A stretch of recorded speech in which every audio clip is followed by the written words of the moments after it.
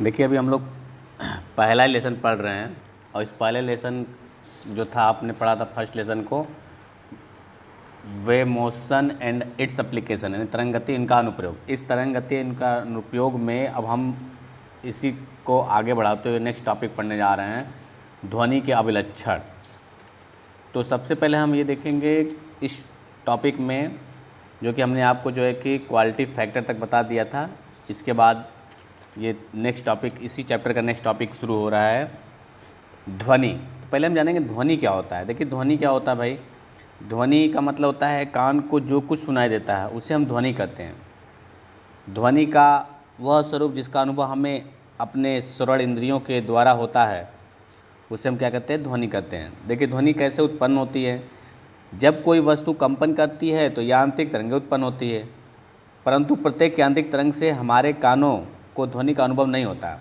यांत्रिक तरंगों की निश्चित आवृत्ति जिसमें होती है, जैसे 20 हर्ट्ज से लेकर के 20 किलो हर्ट्ज तक की आवृत्ति ही हमारे की जो कंपन हो रही वही हमारे कानों को सुना जा सकता है।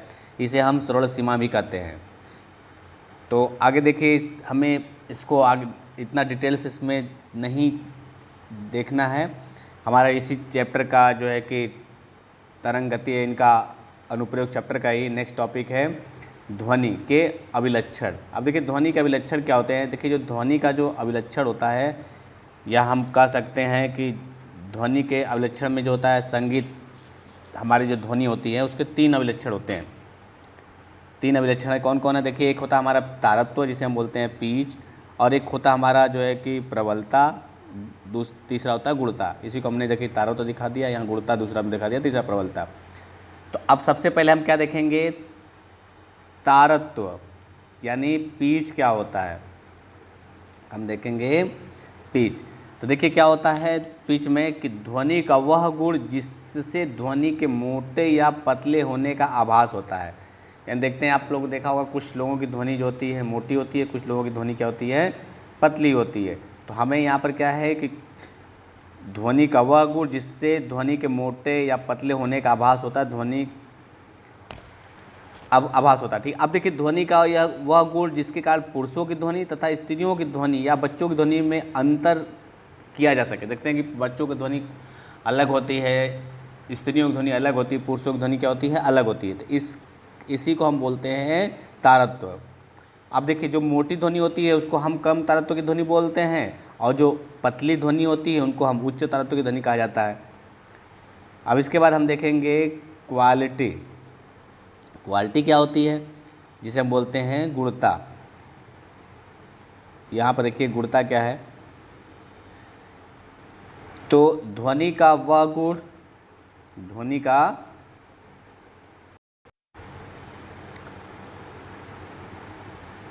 का वह गुण जिसके कारण समान आवृत्ति तथा समान तीव्रता होने पर भी वाद्य यंत्रों के मध्य अंतर स्थापित किया जा सकता है, गुणता कहलाता है। आप देखते होंगे कि कई म्यूजिक एक साथ बजते हैं, फिर भी अलग अलग म्यूजिकों के अलग अलग जो है कि हमें जो है कि संगीत सुनाई देता है। तो इसी को हम बोलते हैं क्वालिटी यानी गुणता। अब इसके बाद हम देखेंगे इसका तीव्रता क्या होता है, इंटेंसिटी क्या होती है। देखिए इंटेंसिटी क्या होती है भाई, किसी ध्वनि स्रोत से उत्पन्न ध्वनि के संचरण की दिशा के लंबवत प्रति एकांक क्षेत्रफल से प्रति सेकंड निकलने वाली ध्वनि ऊर्जा को हम ध्वनि की क्या कहते हैं, तीव्रता कहते हैं। इसे हम आई से प्रदर्शित करते हैं, और इसका जो मात्रक होता है वाट प्रति मीटर स्क्वायर होता है। अब इसे आई बड़ा होता है 2 पाई स्क्वायर एन स्क्वायर ए स्क्वायर रो स्क्वायर। देखिए एक चीज़ और ध्यान दीजिएगा, हमने एक नोट लिखा टॉपिक में, बिंदु आकार से ध्वनि स्रोत से दूर जाने पर ध्वनि की तीव्रता तेजी से घटती है। सामान्य व्यक्ति का कान 10⁻⁻12 वाट प्रति मीटर स्क्वायर की तीव्रता से ही इससे कम की ध्वनि को नहीं सुन सकता। इससे हम बोलते हैं देहली श्रव्यता कहते भी हैं। इसे हम I0 से प्रदर्शित करते हैं। इसके बाद हम देखेंगे इसकी लाउडनेस, प्रबलता। तीसरा नंबर क्या है इसका, प्रबलता। तो ध्वनि का वह गुण जिसके कारण कोई ध्वनि धीमी तथा कोई ध्वनि तेज सुनाई पड़ती है, क्या कहलाती है, प्रबलता कहलाती है। ध्वनि प्रबलता को L से प्रदर्शित करते हैं, और इसका मात्रक क्या होता है, डेसिबल। देखिए हमने इसको जो है यहाँ पर दिखा रखा है, तो आप इसे नोट कर लीजिए और ये बहुत मोस्ट इम्पॉर्टेंट है, ये टॉपिक जो है आपका बहुत इम्पॉर्टेंट है।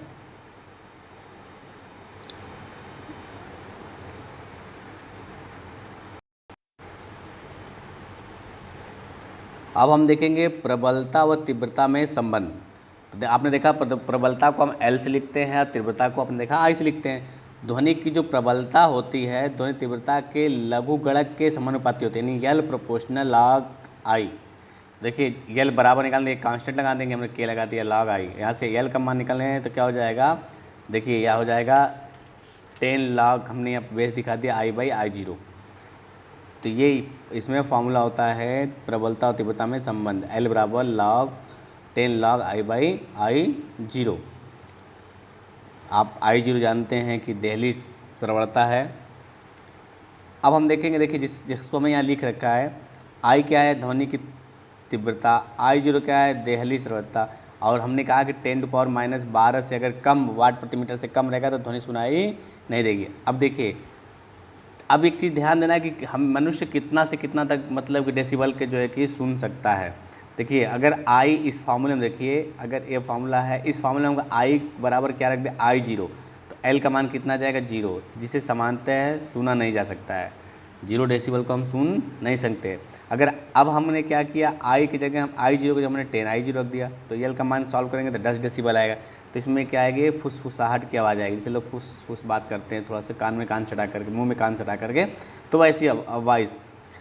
फिर अगर हम 10⁶ रख देते हैं I का मान 10⁶ I0, तो L का मान निकालना 60 डेसिबल आएगा। तो ये सामान्य वार्तालाप, जैसे लोग आम सिंपली बैठ करके बात करते हैं, सामान्य वार्तालाप इसे बोल सकते हैं। अब हम यहाँ क्या करेंगे, अगर I का मान 10⁻12 I0 रख दे तब L का मान 120 डेसिबल निकल जाएगा, जो कि अधिकतम सुनी जाने वाली ध्वनि, यानी कहने का मतलब कि मैक्सिमम सुनी और जाने वाली ध्वनि कितनी होती है, 120 डेसिबल। इससे ज़्यादा की ध्वनि हम सुन नहीं सकते हैं। देखिए हमने यहाँ पर दिखा रखा है, इसे आप नोट्स भी कर लीजिए। प्रबलता और तीव्रता में संबंध पूछ देता है, इंपॉर्टेंट है, पूछ देता है कि प्रबलता और तीव्रता में संबंध को बताइए और ये भी दिखाइए कि कितनी कितनी जो है डेसिबल की ध्वनियाँ सुनी जा सकती है और कितनी डेसिबल की ध्वनियाँ नहीं सुनी जा सकती है। तो देखिए यहाँ तक नोट कर लीजिए आप। इसके बाद हम देखेंगे, देखिए हमने यहाँ पर नोट्स बना रखा है, इसको नोट कर लीजिए आप। इसके बाद देखिए इसी में नेक्स्ट प्रतिध्वनि। अब देखिए प्रतिध्वनि क्या होता है, जैसे जो चीज़ हम बोलते हैं तो फिर उसके बाद क्या होता है, अगर हम किसी एकांत जगह बोले तो अब अगर देखते हैं कि क्या होता है, वही ध्वनि ही हमारी जैसे लगता है कहीं से टकरा कर हम फिर दोबारा वापस सुनाई देती है, तो उसी को हम बोलते हैं प्रतिध्वनि। देखिए प्रतिध्वनि क्या होती है। अब देखिए हमने क्या यहाँ फिगर एक बना रखा है, हमने क्या बना रखा है, एक फिगर बना रखा है। ये हमारी कोई वाल है। अब यहाँ से कोई व्यक्ति, देखिए कोई व्यक्ति है और ये क्या करता है, यहाँ से बोल रहा है। अब ये जब जैसे ही बोला तो इसकी वॉइस क्या करेगी, ऐसे ऐसे ऐसे ऐसे जाएगी और टकराने के बाद क्या करेगी, फिर इसे ही को सुनाई देगी। तो इसी को हम बोलते हैं प्रतिध्वनि, ई को बोलते हैं।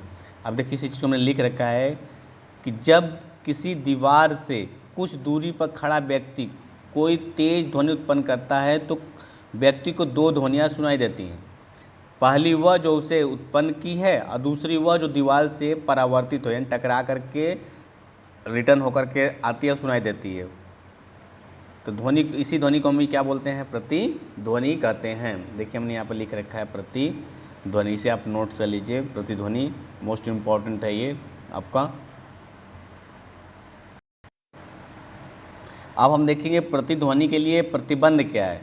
देखिए जो हमारे कान हैं, हमारे कान पर जो है कि ध्वनि का प्रभाव कितना टाइम तक रहता है, 0.1 सेकेंड तक रहता है। एक चीज़ ध्यान रखिएगा, अब दो ध्वनियों के मध्य यदि 0.1 से कम का समय अंतराल है तो दोनों ध्वनियों के मध्य हम अंतर नहीं कर सकते हैं।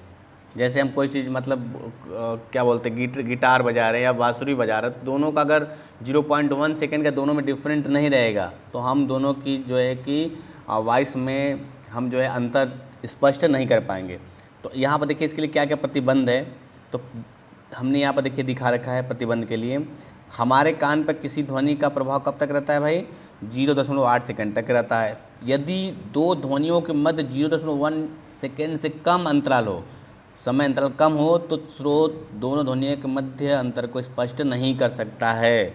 कोई भी परावर्तक सतह स्रोत से इतनी दूर होना चाहिए कि उसकी जो मूल ध्वनि तथा प्रतिध्वनि के मध्य कितना अंतर आना चाहिए, 10⁻10 सेकेंड का अंतर आना चाहिए कम से कम। देखिए हमने यहाँ पर फिगर बना रखा है, जैसे यहाँ पर देखिए ये कोई श्रोता है, यहाँ से क्या कर रहा है, अपनी वॉइस को निकाल रहा है। तो ये गया यहाँ से, तो यहाँ पर हमने मान लिखा है यहाँ पर यहाँ से यहाँ तक के बीच की दूरी डी है। फिर ये इसकी वॉइस यहाँ से यहाँ तक रिटर्न होकर आ रही है, तो टोटल दूरी कितनी हो जाएगी, डी ए और डी ए, डी डी कितना हो जाएगा प्लस डी यानी 2D हो जाएगी।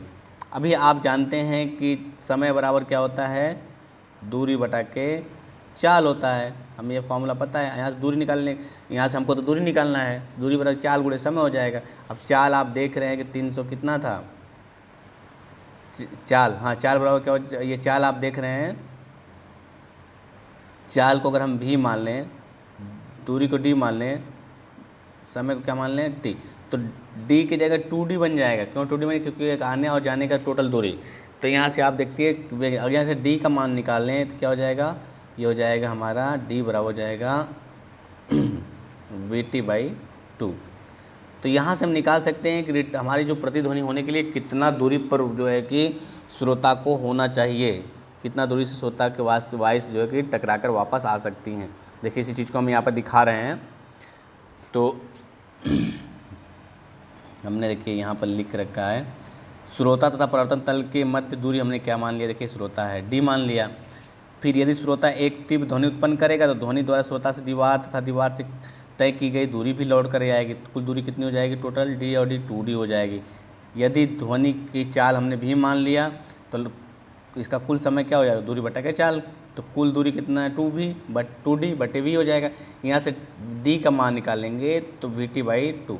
यदि प्रकाश यहाँ पर ध्वनि की चाल, हम यहाँ पर ध्वनि की चाल को यदि हम क्या मान लें, ध्वनि की चाल को हम कितना मान लें, 340 मीटर प्रति सेकंड हमने देखिए मान रखा है। और अब समय आपने देखा था 0.1 सेकेंड।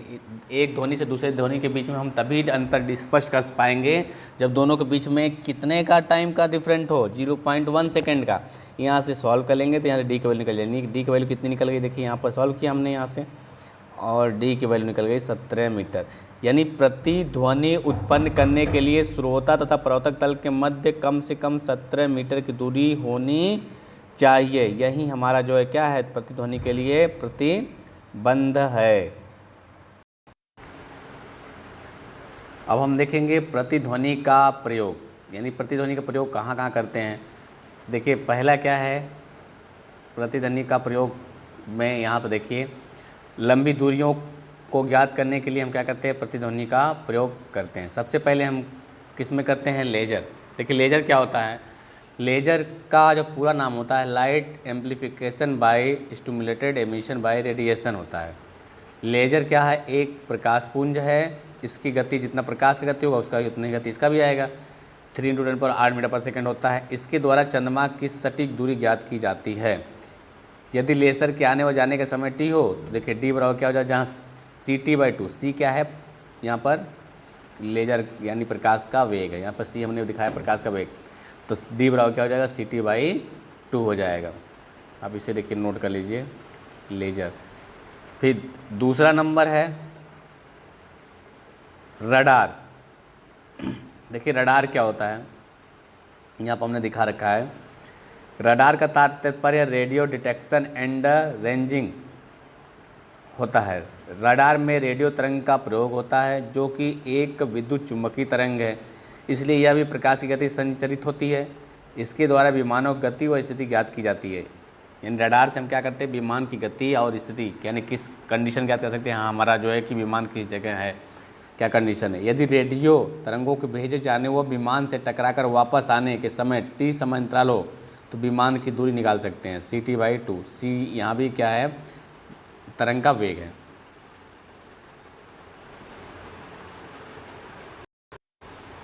अब हम देखेंगे सोनार। देखिए सोनार किरणें होती हैं, सोनार रेज होती है, खास करके समुद्र के भीतर जो पनडुब्बियाँ चलती हैं उसमें क्या होता है, उसके अंदर देखते हैं कि अनेक प्रकार के जो जीव जंतु हो गए, फिर पहाड़, मतलब उसमें जो है कई प्रकार के पत्थर उत्थर मतलब समुद्र के अंदर। तो क्या होता है कि अगर हमारी जहाज़ें चल रही हैं तो उसको ये इंडिकेट कर देता है कि हाँ इसके द्वारा कि हाँ इसके अंदर जो है कि कोई पत्थर है या कोई भारी वस्तु है।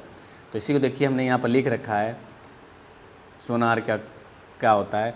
सोनार का तात्पर्य है साउंड नेविगेशन एंड रेंजिंग होता है। इसके अंतर्गत उच्च आवृत्ति की ध्वनि तरंग का प्रयोग किया जाता है जिसे पराश्रव्य तरंग कहते हैं। इसके द्वारा समुद्र के भीतर स्थित पनडुब्बी या समुद्री चट्टान, जिसे उसका हमने कहा उसके अंदर चट्टान या कोई पत्थर हो गया, का पता लगाया जाता है। यदि जल के भीतर ध्वनि की चाल भी तथा ध्वनि को भेजे जाने व वापस आने के समय टी है तो किसी भी वस्तु की दूरी हम यहाँ देखिए निकाल सकते हैं। हमने क्या निकाल दिया, डी बराबर क्या है VT/2, यानी दूरी बराबर होता है। देखिए 2 क्यों हुआ कि आप देख रहे हैं कि यहाँ पर क्या है कि आने और जाने का टोटल दूरी, मतलब कितना दूर आने और जाने का मतलब टोटल दूरी। अब यहाँ पर देखिए इस तरह से अभी ये चैप्टर तो भी और आगे हमको भी पढ़ना है, जो कि बाकी लेकिन हम नेक्स्ट वीडियो में अपने लेकर आएंगे। और आप लोग इसे अच्छे से नोट्स बनाइए, क्योंकि जितना मैंने वीडियो आप लोगों को भेजा है तो आप उसका नोट्स बना लीजिए। सारे इम्पोर्टेंट टॉपिक ही हम आप लोगों को पढ़ा रहे हैं। तब तक के लिए धन्यवाद।